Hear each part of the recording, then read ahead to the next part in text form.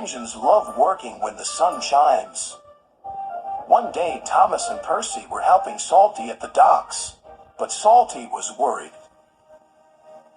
"It may be sunny now, matey, but there be a storm coming." "It may be sunny now, matey, but there be a storm coming." "There be a fierce storm on the way, Captain," peeped Percy. Salty knew they were making fun of him. He felt sad. Later, Sir Topham had arrived. "I want you to fetch Fergus from the smelter's yard," he said. "His driver doesn't know the line." "Aye, aye, sir," replied Salty sadly. Salty was glad that he was going to the smelters. He didn't want to stay where he was not liked. "What's wrong?" asked Emily. "Nobody likes to be made fun of by silly tank engines." And he huffed away. Emily knew she had to find Thomas and Percy immediately. "Those be dark clouds, matey," whistled Thomas. "There be a fierce storm on the way, Captain," peeped Percy. Emily was cross. "It's not nice to copy the way others speak. You hurt Salty's feelings." "We were just having fun," said Percy. "We'll say sorry to him," added Thomas.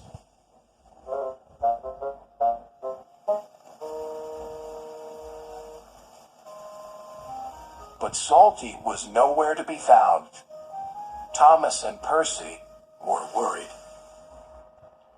Fergus was waiting for Salty when he arrived at the smelters. "Right on time," congratulated Fergus.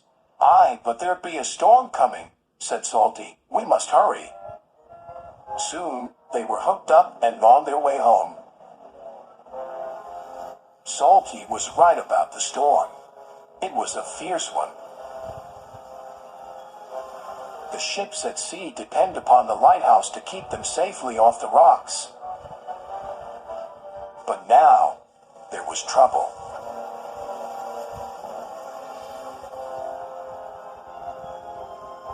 "The lighthouse lamp has gone out," cried the captain.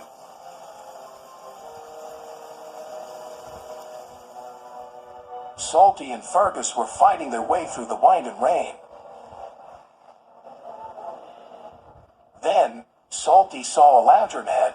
The lighthouse keeper was waiting for him. "Our lighthouse lamp has gone out. Our generator is broken." Salty had an idea. "Fergus has a flywheel. It could power the generator." "Hurry!" shouted the lighthouse keeper. Fergus's flywheel was attached to the generator shaft. Without the lighthouse, the ship was steaming towards the rocks. Fergus was working as fast as he could.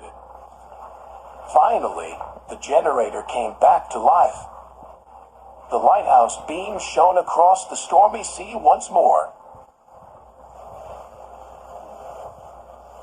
"Just in time. Hard to starboard, matey."